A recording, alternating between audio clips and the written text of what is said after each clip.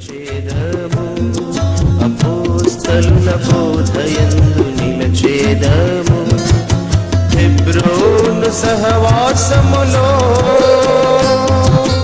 ఆశ్రయపురమున పరిశుద్ధుల సమాజముతో పరలోక పౌరులమై సజీవ సంఘముకు శిరస్సు ప్రభు క్రీస్తే, ఆత్మీయ దేహమున అంగములమయుంటిమి.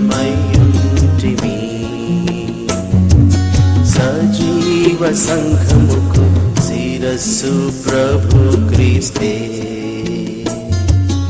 ఆత్మీయ దేహమున అంగములమయుంటిమి.